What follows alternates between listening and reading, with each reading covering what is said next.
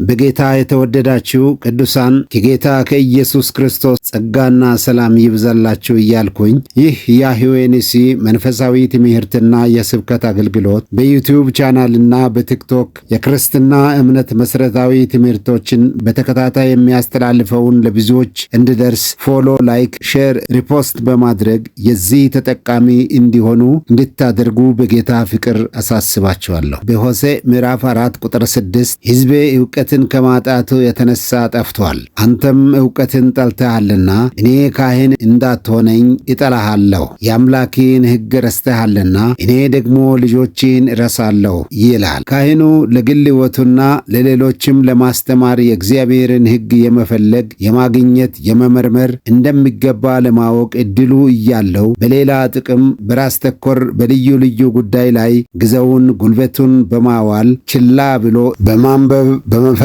የሚገኘውን ዕውቀት ጠልቷል። የእግዚአብሔር ልጆች ሕዝብ ደግሞ ቃሉን በቅንነት የሚያስተምር የሚመልሳቸው ለእግዚአብሔር ያደረ ካህን ባለመኖሩ የቃሉን ዕውቀት ከማጣቱ የተነሳ ጠፍተዋል። ማድረግ የሚገባውንና የማይገባውን ነገር የሚሄድበትን መንገድና የአካሄድ አይነት ባለማወቅ አቅጣጫን ስቷል የሚል የእግዚአብሔር ጩኸት በዚህ ክፍል ይሰማል። ደግሞም የሚያስተምር መንገድን አቅጣጫን የሚያሳይ የሚያስጠነቅቅ እውነተኛ መሪ እረኛ መጋቢ በዮሐንስ ወንጌል ምዕራፍ 21 ቁጥር 15 ኢየሱስ ጴጥሮስን የዮና ልጅ ስምዖን ሆይ ከነዚህ ይልቅ ትወደኛለህ ባለው ጊዜ ጴጥሮስም አዎን እንደሚወድህ አንተ ታውቃለህ ብሎ ሲመልስለት የፍቅርህ የውዴታህ መገለጫ በጎቼን ጠቦቶቼን ግልገሎቼን በመጠበቅ በተግባር ፍቅርህን ግለጠው እንደማለት እንደመለሰለት ፓስተር መሪ እረኛ ቄስ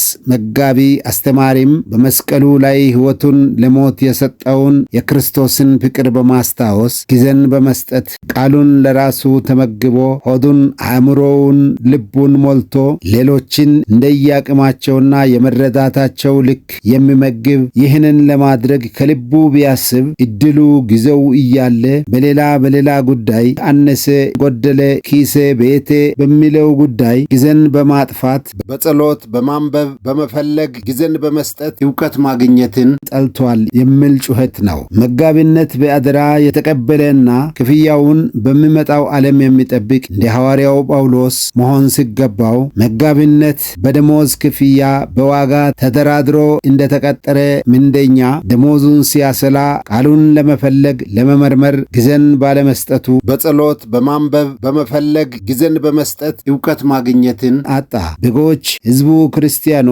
ደግሞ የሰሙትንና ያነበቡትን የሚለቅም ወፍ መሳዩ ዲያብሎስ ቃሉን ከልባቸው ሳይነጥቅባቸው በልባቸው ሰውረው ከሥጋው ጉድለት የነፍስን ክሳት አሳሳቢነት በማስቀደም የሚከላከል ሁኔታና ጊዜ ይለወጣል። የማይለወጥ ቃሉን ከዘመኑ ሁኔታ ጋር አጣጥሞ በቃሉ መነጽር ሰይጣንን ብቻ ሳይሆን ሰውን፣ ዘመኑን፣ ጊዜያዊውንና ዘላለማዊውን የሚቃኝ እውነተኛ ክርስቲያን እንደነዚህ ያሉ ካህን፣ ሕዝብ፣ እረኛና በጎች፣ መሪና ተመሪ በጠፋበት ሁሉም በየፊናው እግር አውጪም ብሎ በእሽቅድምድም ኑሮን ሲያሳድድ አዎን ጌታ እግዚአብሔር ሕዝቤ ዕውቀትን ከማጣት የተነሳ ጠፍቷል። ካህኑን፣ ፓስተሩን፣ መምህር ሽማግሌውን ደግሞ አንተም ዕውቀትን ጠልተሃልና እያለ ጌታ ከሕዝቡ ጋር ክርክር በያዘበት በዚህ በመጨረሻው ዘመን የልጁን የክርስቶስን ስቃይ ያሰበ አእምሮ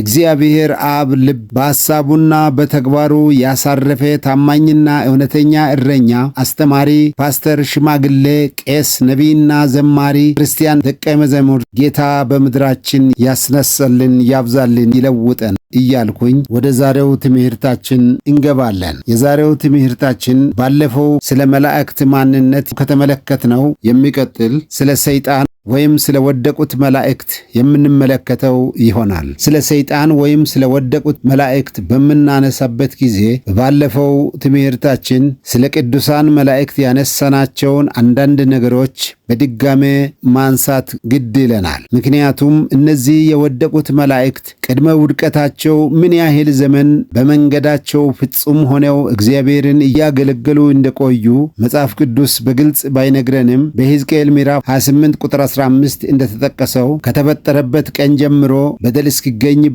ድረስ በመንገዱ ፍጹም እንደነበር ያሳየናል። እግዚአብሔር ፍጥረታትን ሁሉ ለክብሩ እንዲውሉ መልካምና ውብ አድርጎ ፈጠረ።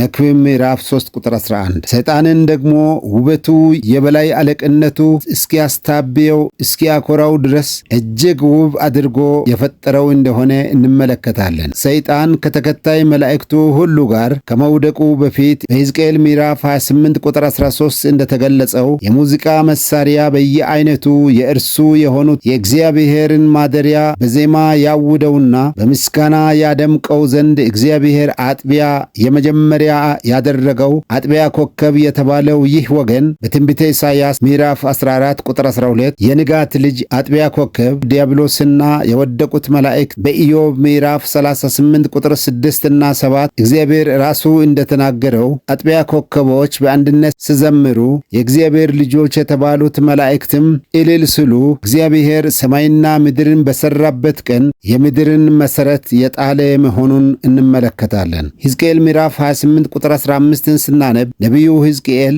ስለ ጢሮስ ንጉሥ አንስቶ በዘይቤያዊ አባባል ስለ ሰይጣን ስናገር ከተፈጠረበት ቀን ጀምረህ በደል እስኪገኝብህ ድረስ በመንገድህ ፍጹም ነበረህ በማለት አገልግሎቱን ያሳየናል። ይህንን ኢሳይያስ ምዕራፍ 14 ቁጥር 12 እስከ 15 የአጥቢያ ልጅ የንጋት ኮከብ ተብሎ ከተጠቀሰው ጋር በማስተያየት ስንመለከተው የወደቁት መላእክት ከመውደቃቸው በፊት ቀደም ሲል እንዳነሳነው የሙዚቃ መሳሪያ፣ የዜማ ዕቃዎች ሁሉ ዝማሬ፣ ውዳሴ፣ እልልታ የእርሱ የሆነው ይህ ወገን የእግዚአብሔርን ዙፋን ያጅብና የእግዚአብሔርን ክብር ቅድስና ይጠብቅ እንደነበር እንመለከታለን። ያኔ በሰማይ የክፋት ኃይላት በሌሉበት ኃጢአት ባልተጀመረበት በዝማሬ በውዳሴ በሆታ ማለት በደስታ ጩኸት ሆ እያሉ እንደ ወገናቸው ያገለግሉ እንደነበር እንመለከታለን። በሕዝቅኤል ምዕራፍ 28 ቁጥር 14 አንተ ልትጋርድ የተቀባይ ክሩብ በማለት የእግዚአብሔርን ዙፋን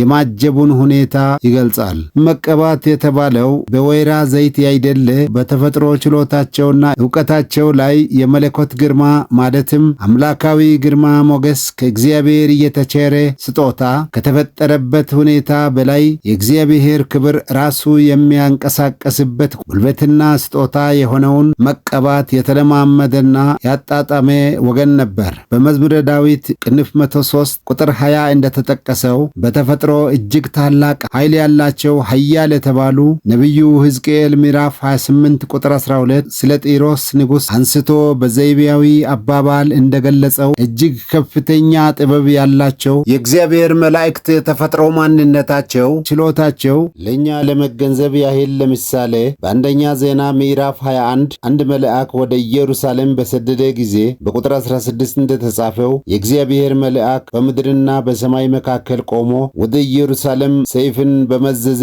ጊዜ በቁጥር 14 እንደተገለጸው 70,000 የሚያህል ከሕዝቡ ሞተ የሚለውን ስናይ በተጨማሪም በሁለተኛ ነገሥት ምዕራፍ 19 ቁጥር 35 ኢየሩሳሌምን ለማጥፋት በሰፈሩ በአሦራውያን ሰፈር በአንድ ሌሊት በድንገት የወጣው አንድ የእግዚአብሔር መልአክ 185,000 ሰራዊት በድን ያደረገውን ስንመለከት የአመታት የማጥቃት ስልት የሚያውቅ ማሳወር፣ ማደንቆር፣ ማፍዘዝ፣ ማዘገየት ቢሆን የላቀ ብልሃትና ጥበብ ያላቸው ሲሆኑ ነገር ግን ኃይላቸው፣ ዕውቀታቸውና ጥበባቸው ሁሉ በእግዚአብሔር ፈቃድ የተገደበ በእግዚአብሔር ፈቃድና ክልከላ ስር የተወሰኑ መሆናቸውን በዚያው በአንደኛ ዜና ምዕራፍ 21 ቁጥር 27 እግዚአብሔር መልአኩን በቃ ብሎ ባዘዘው ጊዜ መልአኩ ሰይፉን በአፎቱ መክተቱን በተጨማሪም በኢዮብ ምዕራፍ 1 ቁጥር 12 እና ምዕራፍ 2 ቁጥር 6 እንደተጠቀሰው በአፈጣጠሩ ከእግዚአብሔር መላእክት ወገን የነበረውና በኃጢአቱ ምክንያት የወደቀው ሰይጣን ኢዮብን ደጋግሞ ሲከሰው እግዚአብሔር ከፈቀደው በቀር ማለፍ እንዳልተቻለው ሁሉ ቅዱሳን መላእክት ቢሆኑ የወደቁት ርኩሳን መላእክት ኃይላቸው፣ ጥበባቸው፣ ስልታቸውና ብልሃት ብልጠታቸው ምንም እጅግ ከፍተኛ ቢሆን በእግዚአብሔር ፈቃድ የተገደበ በእግዚአብሔር ፈቃድና ክልከላ ስር የሚንቀሳቀሱ መሆናቸውን ከተጠቀሱት የመጽሐፍ ቅዱስ ክፍሎች መረዳት እንችላለን። ቅዱሳን የእግዚአብሔር መላእክት ለተፈጠሩበት ዓላማ በየደረጃቸውና እንደየወገናቸው በቅድስና እግዚአብሔርን የሚያገለግሉ ሲሆኑ የወደቁት መላእክት አለቃ ሰይጣን ከተከታይ መናፍስቱ ጋር ቅዶና ወዶ በእግዚአብሔር ፈቃድ ላይ አመፅን አስነሳ። የእግዚአብሔር ተቀናቃኝ ሆነ። ኃጢአት የሚባለውን እግዚአብሔርን መበደል በመንፈሳዊ ዓለም ለመጀመሪያ ጊዜ አመጣው። በራዕይ ምዕራፍ 20 ቁጥር 8 እንደተገለጸው የዲያብሎስ ወገን የማይቆጠር ቁጥራቸውም እንደ ባህር ዳር አሸዋ ከሚያህሉ ከግብረ አበሮቹ ጋር ሰይጣን ከሰማይ ወደቀ። ሉቃስ ምዕራፍ 10 ቁጥር 18 መመልከት እንችላለን። በሁለተኛ ጴጥሮስ ምዕራፍ 2 ቁጥር 4 እግዚአብሔር ኃጢአትን ላደረጉ መላእክት ሳይራራላቸው ወደ ገሃነም ጥሎ በጨለማ ጉድጓድ ለፍርድ ሊጠበቁ አሳልፎ የሰጣቸው እንደተባለው ደግሞም በይሁዳ ምዕራፍ 6 መኖሪያቸውን የተዉትን እንጂ ራሳቸውን አለቅነት ያልጠበቁትን መላእክት በዘላለም እስራት ከጨለማ በታች እስከ ታላቁ ቀን ፍርድ ድረስ ጠብቋቸዋል ተብሎ እንደተጻፈው ሰይጣንና መላእክቱ ከመሬት በታች ማለቂያውና ዳርቻው የማይታወቅ እጅግ ጥልቅ ወደ ሆነው ጉድጓድ ጣሏቸው፣ አስራቸውም። የታሰሩ ርኩሳን መናፍስት እስከ ፍርድ ቀን በዚያው የታሰሩ ቢሆንም ያልታሰሩ አጋንንት በሉቃስ ምዕራፍ 8 ቁጥር 31 እንደምናየው በጥልቁ መናኸሪያቸው መቀመጥን የማይወዱ የአጋንንት መንጋ አለቃቸው ሰይጣን በሰማይ እንደለመደው ለተከታዩ ርኩሳን መናፍስት ደረጃና ሹመት ማይረግም በመስጠት በኤፌሶን ምዕራፍ 2 ቁጥር 2 እና ምዕራፍ 6 ቁጥር 12 እንደተጠቀሰው አለቆችና ስልጣናት፣ ገዢዎች፣ በአየር ላይ በሰማያዊ ስፍራ ስልጣን ያላቸው በራዕይ ምዕራፍ 2 ቁጥር 12 እና 13 እንደተጻፈው ዙፋናቸውን በምድር ላይ በማኖር በትንቢተ ኢሳይያስ ምዕራፍ 34 ቁጥር 14 እንደምናነበው በምድረ በዳ በበረሃ ስፍራ ዙፋናቸውን በማድረግ በሰዎች፣ በእንስሳት፣ በጣዖት መታሰቢያ ምስሎች በመታሰቢያዎቻቸው በማደር ለሰው የተዘጋጀውን ፍጥረተ ዓለም እያመሰቃቀሉ ይገኛሉ። የወደቁት መላእክት አለቃ የግል ስሙ በዕብራይስጥ ሰይጣን ሲሆን ትርጉሙም ተቃዋሚ፣ በግሪክ ደግሞ ዲያብሎስ፣ በሮማይስጥ ወይም በላትን ሉሲፈር በመባል ይታወቃል። በመጽሐፍ ቅዱስ ሰይጣን የተጠራባቸውን ልዩ ልዩ ስሞችን ስንመለከት ባህሪውንና ድርጊቱን የሚገልጹ ስሞች መሆናቸውን እንመለከታለን። እነዚህም በዮሐንስ ወንጌል ምዕራፍ 17 ቁጥር 15 እና አንደኛ ዮሐንስ ምዕራፍ 5 ቁጥር 18 እስከ 19 ደግሞም በማቴዎስ ምዕራፍ 13 ቁጥር 19 ስንመለከት ክፉ በማለት ተሰይሞ እናያለን። በማቴዎስ ወንጌል ምዕራፍ 12 ቁጥር 23 ብዑል ዘቡል፣ በዘፍጥረት ምዕራፍ 3 ቁጥር 1 እና ሁለተኛ ቆሮንቶስ 11 ቁጥር 3 እባብ፣ ራዕይ ምዕራፍ 12 ቁጥር 9 እና 10 ዲያብሎስና ሰይጣን የሚባለው ታላቁ ዘንዶ የወንድሞችም ከሳሽ በመባል በኤፌሶን ምዕራፍ 2 ቁጥር 2 እና ምዕራፍ 6 ቁጥር 12 በአየር ላይ ስልጣን ያለው አለቃ በማቴዎስ ምዕራፍ 4 ቁጥር 3 እና አንደኛ ተሰሎንቄ ምዕራፍ 3 ቁጥር 5 ፈታኝ በዮሐንስ ወንጌል ምዕራፍ 12 ቁጥር 31 ምዕራፍ 14 ቁጥር 30 እና ምዕራፍ 16 ቁጥር 11 የዚህ ዓለም ገዢ በሁለተኛ ቆሮንቶስ ምዕራፍ 4 ቁጥር 4 የዚህ ዓለም አምላክ በአንደኛ ጴጥሮስ ምዕራፍ 5 ቁጥር 8 ባላጋራ በመባል ከድርጊቱ በስተጀርባ የተሰጠውን ባህሪውን በሚገልጽ ስም የተጠራ መሆኑን በመጽሐፍ ቅዱሳችን እንመለከታለን። ዲያብሎስና ተከታይ ርኩሳን መናፍስት መላእክቱ የወደቁበትን መንስኤ መጽሐፍ ቅዱስ ሲገልጽ ቀደም ሲል እንዳየነው በውበቱ ኮራ፣ ዙፋንን ከእግዚአብሔር ከዋክብት በላይ ከፍ ከፍ አደርጋለሁ፣ በልዑል እመሰላለሁ አለ። አለቅነታቸውን ያልጠበቁና መኖሪያቸውን የተዉ ኃጢአትን እየሰሩ በሚልና የመሳሰሉትን የውድቀቱ መንስኤ የሆኑትን ኃጢአት እና አመጽ ይገልጻል። መጽሐፍ ቅዱስ ትዕቢት የዲያብሎስ የውድቀቱ ዋና መንስኤ መሆኑን ሐዋርያው ጳውሎስ በመጥቀስ በቤተ ክርስቲያን የሚሾም አገልጋይ በትዕቢት ተነፍቶን ዲያብሎስ በተቀበለው ፍርድ እንዳይወድቅ አዲስ ክርስቲያን በቤተ ክርስቲያን ለማስተዳደር በሽምግልና ሊሾም አይገባም በማለት ሲናገር እንመለከታለን። የሆነው ሁሉ ከእግዚአብሔር ስለሚሆን ማለትም ጤንነት ቢሆን፣ ንጹሕ አየር በመተንፈስ ጤናማ መሆን፣ ከልዩ ልዩ አደጋ መዳን ቢሆን፣ በያዘበት ነገር ለስኬት መድረስ ቢሆን ከአስደናቂው የእግዚአብሔር ቸርነትና ጥበቃ መሆኑን ዘንግቶ ሰው በልቡ ሐሳብና በአንደበቱ እኔ ብሎ ሲኩራራ ስታበይ በቀጥታ እግዚአብሔርን ይቃወማል። ሰይጣን በዚህ ትዕቢት ወደቀ። ዲያብሎስና ወገኑ የራሳቸው የሆነ ምንም ነገር የላቸውም። የተፈጠሩት በእርሱ ውበቱም አለቅነቱ ጥበብና ስልጣን ቢሆን ከእግዚአብሔር የተሰጣቸው ነበር። ነገር ግን በመታበይ በቀጥታ እግዚአብሔርን ተቃወመ። ስለዚህ እግዚአብሔር ከሰጠው ሁሉ ነገሩ ዕድሉን ሰበረው። የማይጠገን ስብራት፣ የዘላለም እስራት፣ መጨረሻው በገሃነም እሳት መቃጠል ሆኖ ቀረ። ያዕቆብ ምዕራፍ 4 ቁጥር 6 እግዚአብሔር ትዕቢተኞችን ይቃወማል፣ ለትሑታን ግን ጸጋውን ይሰጣል ይላል። ትዕቢተኛ የትዕቢት ሐሳብና ስሜት ያለው ሰው በቀጥታ እርሱን የፈጠረውን ያኖረውን ከመሰናክል ሁሉ የጠበቀውን እግዚአብሔርን ተቃዋሚ ይሆናል። ፍርዱ ደግሞ በምሳሌ ምዕራፍ 11 ቁጥር 2 እና 16 ቁጥር 18 ላይ እንዲህ ሲል ተጽፏል። ትዕቢት ከመጣች ውርደት ትመጣለች። ትዕቢት ጥፋትን፣ ኩሩ መንፈስ ውድቀትን ትቀድማለች ይላል። ትዕቢትን ተከትሎ ውድቀትና ውርደት ይመጣል። እንግዲህ ዲያብሎስ በትዕቢቱ ቀጥታ እግዚአብሔርን ተቃወመ ማለት ነው። ምክንያቱም የሆነው ነገር ሁሉ ከእግዚአብሔር ሆኗልና። ውድ ወገኖቼ፣ ወንድሜና እህቴ፣ በዚህ አጋጣሚ እኛ ልናስተውለው የሚገባን እግዚአብሔር ክብሩን ለሌላ አይሰጥምና በክብሩ የማይደራደር አምላክ መሆኑን ነው። ፍጥረታትን ሁሉ ለክብሩ ፈጥሯል። ምናልባት ለእኛ ድምፅ የሌላቸውና የማይናገሩ የሚመስሉ ሰማይና ምድር ቀንና ሌሊት ቢሆኑ ድምፃቸው ጆሮአችንን በሚያደነቁር አዋጅ አንዱ ሌሊት ለሚቀጥለው ሌሊት፣ ቀንም እንዲሁ አንድ ቀን ለሚቀጥለው ቀን የእግዚአብሔርን ታላቅነት ይናገራሉ፣ ይመሰካከራሉ፣ ያውጃሉ። ሰማይና ምድር እንዲሁ ክብሩን ይናገራሉ፣ ያወራሉ። መዝሙረ ዳዊት በቅንፍ 19 ቁጥር 1 እስከ 4 ስንመለከት ክፍሉ እንደዚህ ይላል። ሰማያት የእግዚአብሔርን ክብር ይናገራሉ፣ የሰማይም ጠፈር የእጁን ሥራ ያወራል። ቀን ለቀን ነገርን ታወጣለች፣ ሌሊትም ለሌሊት ዕውቀትን ትናገራለች።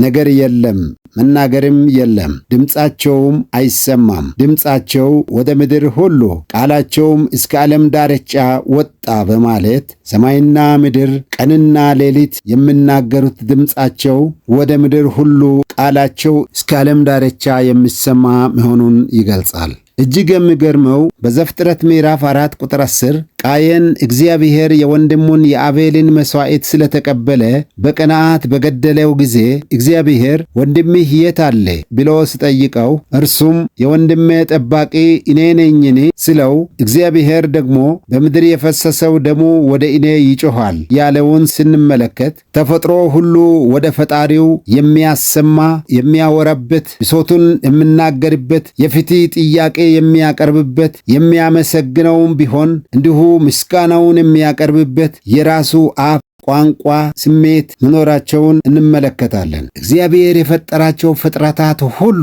በራሳቸው በየራሳቸው ቋንቋ እግዚአብሔርን ያናገሩታል፣ ያመሰግኑታል፣ ያከብሩታል። እግዚአብሔር ደግሞ ከሁሉ ጋር ይነጋገራል፣ ይመግባቸዋል፣ ይጠብቃቸዋል። የሰው የልብ ምኞት ለእግዚአብሔር እንደ ታላቅ ጩኸት ይሰማል። የእግዚአብሔር ጆሮ የሰውን የልብን ሐሳብ እንደ አዋጅ ነጋሪ ሰው ድምፅ ይሰማዋል። መዝሙር 10:17 ቃሉ እንዲህ ይላል፣ እግዚአብሔር የድሆችን ምኞት ሰማ፣ ጆሮውም የልባቸውን ሐሳብ አደመጠች ይላል። ከዚህ እንደምንረዳው የሰው የልብ ሐሳብ እንደ ብዙ ውኆች ድምፅ ለእግዚአብሔር የሚሰማ መሆኑን ነው። ይህንን ጉዳይ ያነሳንበት በሕዝቅኤል ምዕራፍ 28 ቁጥር 17 በውበትህ ምክንያት ልብህ ኮርቷል ተብሎ ከተነገረው የዲያብሎስ የውድቀት ዋና መንስኤ ደግሞም ሐዋርያው ጳውሎስ ስለ ቤተ ክርስቲያን አገልጋይ ለጢሞቴዎስ በጻፈው የሚታበይ የሚኮራ ዲያብሎስ በወደቀበት ፍርድ ይወድቃል ካለው በመነሳት የልብ የሐሳብ ትዕቢት፣ የድርጊት ትዕቢት፣ የንግግርና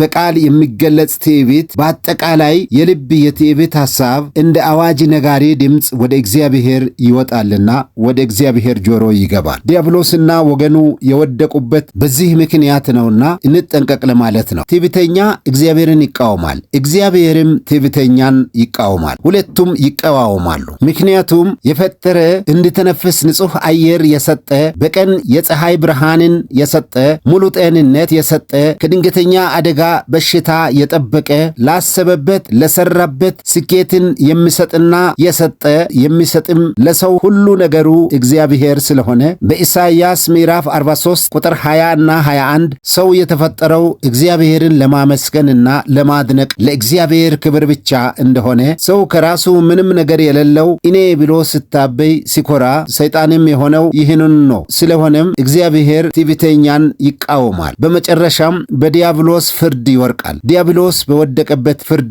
ይወርቃል። በትንቢተ ዳንኤል ምዕራፍ 4 ከቁጥር 30 ጀምሮ ስናይ የዓለምን መንግስታት ሁሉ የገዛ የነገስታት ንጉሥ ናቡከደነጾር ይህቺ እኔ በጉልበቴ ብርታት ለግርማዬ ክብር የመንግስቴ መኖሪያ እንድትሆን ያሰራኋት ታላቂቱ ባቢሎን ሲል የትዕቢት ቃል ከአፉ ገና ሲወጣ ትዕቢተኛን የሚቃወም እግዚአብሔር በድምፅ ልዑል በሰዎች መንግስት ገዢ አድርጎ እንደሰጠ ይህንን እስክታውቅ ድረስ መኖሪያህ ከምድር አራዊት ጋር ይሆናል፣ እንደ በሬ ሳር ለመብላት ትገደዳለች ሲል ተሰማ። እንደተባለውም ልቡ ጠፍቶ ከቤተ መንግስት ወደ በረሃ ሄደ። ለ7 ዓመታት ያህል እንደ በሬ ሳር በላ። ውርጭ፣ ዝናብ ሁሉ በላዩ አለፈ። በስተመጨረሻም ወደ ልቡ ተመልሶ አእምሮው ሲመጣለት እግዚአብሔርን ስለ ሁሉ አመሰገነ የሚለውን እናያለን።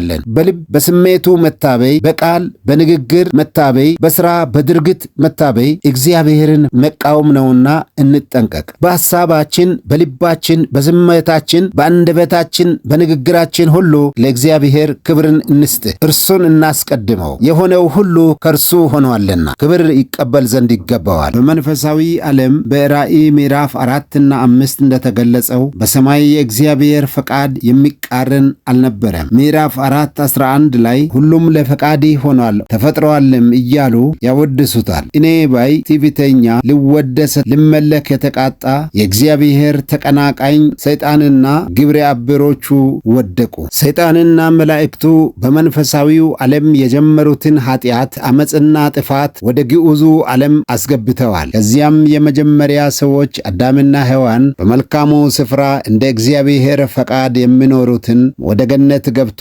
አሳቷቸው። እነርሱም በእግዚአብሔር ፈቃድ ላይ አመፁ፣ በኃጢአት ወደቁ። ከእነርሱ የተነሳ ምድር ተረገመች። የምድር መስተጋብሩ ይህንን ኃጢአት ተሸከመ። ሰው በተፈጥሮ ማንም ሳያስረዳው ስለ እግዚአብሔር ማንነት የሚያውቅ የመገለጥ ዕውቀት በኃጢአት ምክንያት የሰዎች ልቦና ጨለመ። የምድር መስተጋብሩ ኃጢአትን ተሸከመ። ሰውና እንስሳ፣ አራዊት፣ አዕዋፍ፣ የቤት የዱር እንስሳ ሳይባል አብረው የሚኖሩበትና የሚሰማሩበት ምድር ከመረገሟ የተነሳ በላይዋ ያለው ሁሉ ኃጢአትን በመሸከም ጠላትነት ሆኖ እስከ ዛሬ ድረስ እርስ በርስ በመፈላለግ በመበላላት ጠላትነት እስከ ዛሬ ቀሩ። ነገር ግን በሁለተኛው አዳም ኢየሱስ ክርስቶስን በማመን በመንፈስ ልጅነትና ቤዛነትን ያገኘን ክርስቲያኖች እኛ ወደ ቀደመው ወደ እግዚአብሔር ኅብረት በክርስቶስ ተመልሰናል። ከውድቀት በፊት የነበረው ሰው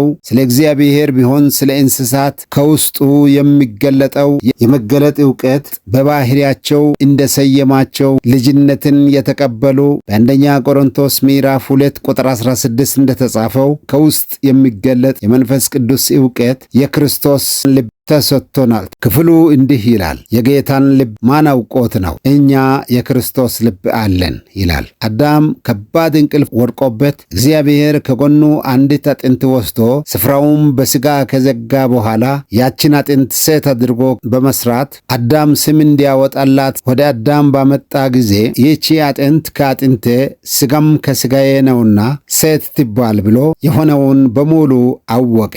ይህ ቀደም ሲል በሰው የነበረው መጀመሪያው ዕውቀት በክርስቶስ በመስቀሉ ሥራ ተመለሰ። በትንቢተ ኤርምያስ ምዕራፍ 31 ቁጥር 34 እያንዳንዱ ሰው ባልንጀራውን እያንዳንዱም ወንድሙን እግዚአብሔርን እወቅ ብሎ አያስተምርም፣ ከታናሹ ጀምሮ እስከ ታላቁ ድረስ ሁሉ ያውቁኛል ይላል። በትንቢተ ኢሳይያስ ምዕራፍ 54 ቁጥር 13 ልጆችሽም ሁሉ ከእግዚአብሔር የተማሩ ይሆናሉ ተብሎ በብሉይ ኪዳን የተነገረው በክርስቶስ ኢየሱስ ወደ ቀድሞ ወደ እግዚአብሔር ኅብረት የገቡት ይህ በረከት አግኝቶናል። ሐዋርያው ጳውሎስ ሮሜ ምዕራፍ 8 ቁጥር 19 እስከ 25 የፍጥረታት ናፍቆት የእግዚአብሔርን ልጆች መገለጥ ይጠባበቃልና ይላል። በቁጥር 22 እና 23 ደግሞ ፍጥረት ሁሉ እስከ አሁን ድረስ አብሮ በመቃተትና በሚጥ መኖሩን እናውቃለን።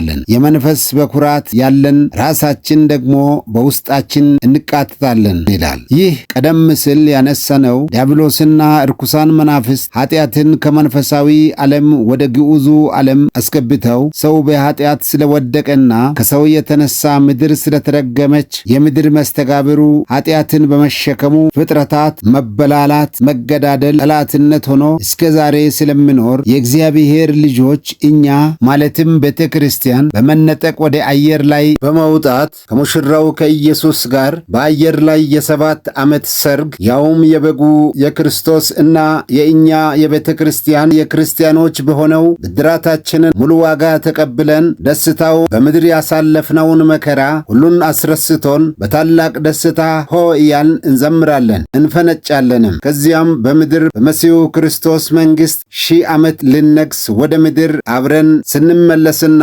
ስንገለጥ ያን ጊዜ ነው የምድሩ መስተጋብር ከኃጢአት ሸህም ተላቆ ሚጡና መቃተቱ ሁሉ አብቅቶ እንደ መጀመሪያው ኑሮ አዳምና ሔዋን፣ እንስሳት፣ አራዊት፣ አዕዋፍ በሰላም በአንድነት እንደነበሩ እንደዚያውም በኢሳይያስ ምዕራፍ 11 ቁጥር 6 እስከ 9 እንደገና ምዕራፍ 65 ቁጥር 20 እስከ 25 እንደተጻፈው አንበሳ እንደ በሬ ገለባ ሳር ሲበላ ተኩላና ጠቦት ነብር ከፍየል ጋር አብረው የሚሰማሩበት ሕፃን ልጅ በእባብ ጉድጓድ የሚጫወትበት የሰላም ዘመን ያን ጊዜ ይሆናል። እስከዚያ ድረስ ግን ፍጥረታት በመቃተትና በሚጥ ይኖራሉ።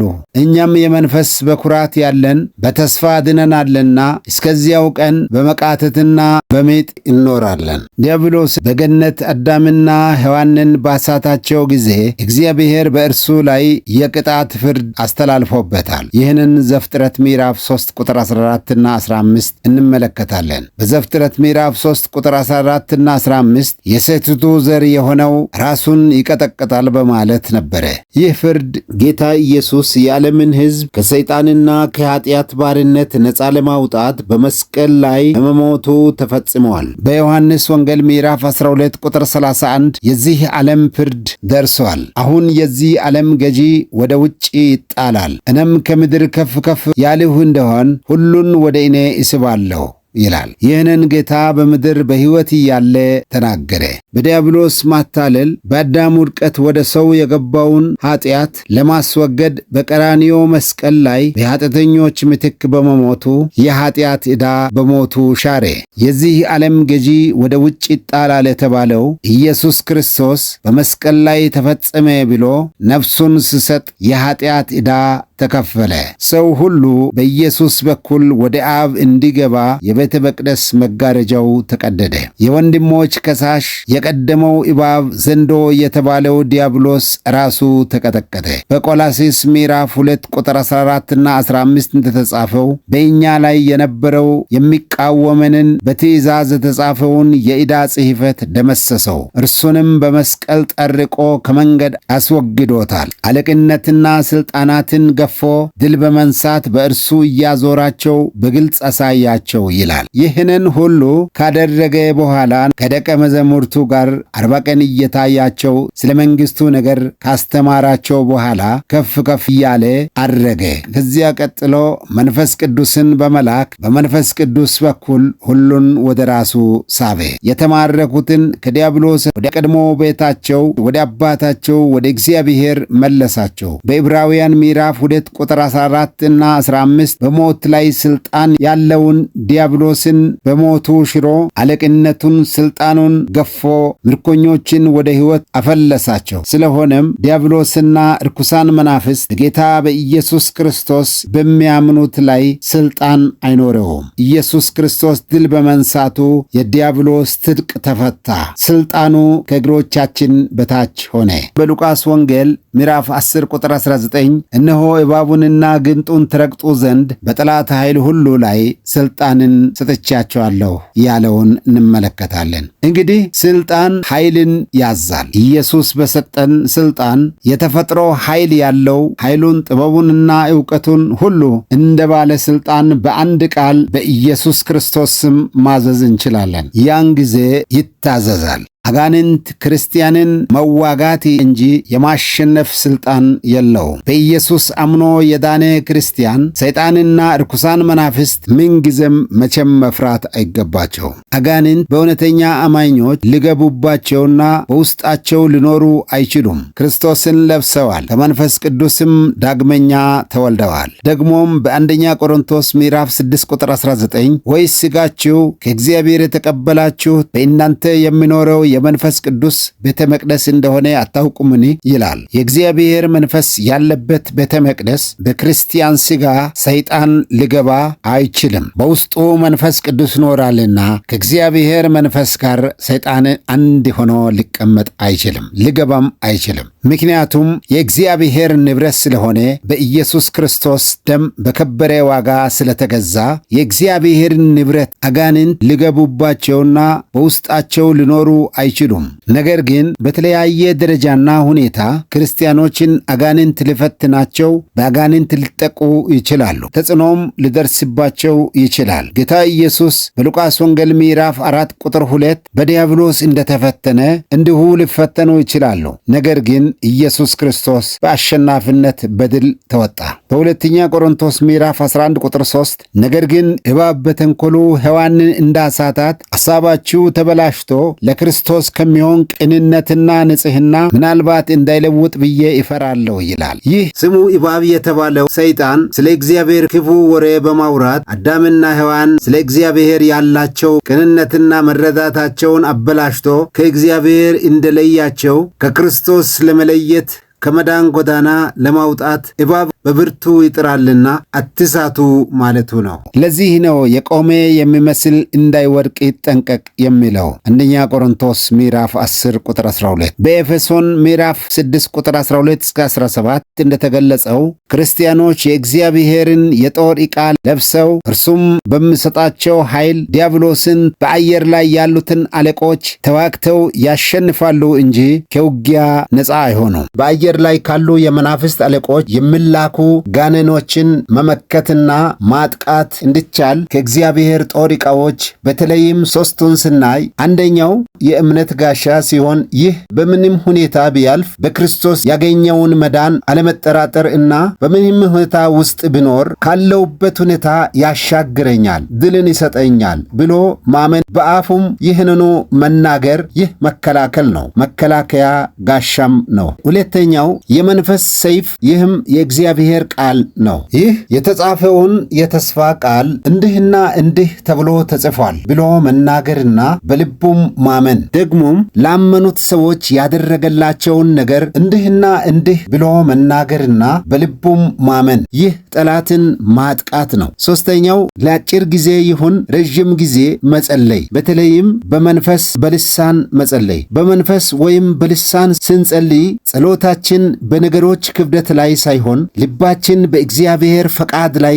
እንዲሆን መንፈስ ስለሚማልድ ነው። ስለዚህ በአእምሮም በመንፈስም መጸለይ። ኢየሱስ ዲያብሎስን ለማሸነፍ የመንፈስ ሰይፍ የሆነውን የእግዚአብሔርን ቃልና ጸሎትን ተጠቅሞበታል። ይህንን ሉቃስ ወንጌል ምዕራፍ 4 ማየት እንችላለን። ክርስቲያንን ለሰይጣን ውጊያ የሚያጋልጠው የክርስቲያናዊ ስነ ምግባርን ያልተከተለ አካሄድና ኑሮ ውስጥ ሲገኙ ነው። አንደኛ ጴጥሮስ ምዕራፍ 5 ቁጥር 8 በመጠን ኑሩ በማለት ንቁ፣ ባላጋራችሁ ዲያብሎስ የሚውጠውን ፈልጎ እንደሚያገሳ አንበሳ ይዞራልና ይላል። እንግዲህ በመጠን መኖር ነው። እግዚአብሔርን የሚያስከብር ክርስቲያናዊ አካሄድን መከተል ነው። ያዕቆብ ምዕራፍ 4 ቁጥር 7 እና 8 እንግዲህ ለእግዚአብሔር ተገዙ፣ ዲያብሎስን ግን ተቃወሙ፣ ከእናንተም ይሸሻል ይላል። ለእግዚአብሔር ተገዙ የሚለው ራስን ማንነትን ለእግዚአብሔር ሐሳብ ማስገዛት ማለት ሲሆን ቀደም ሲል እንደተጠቀሰ ሰው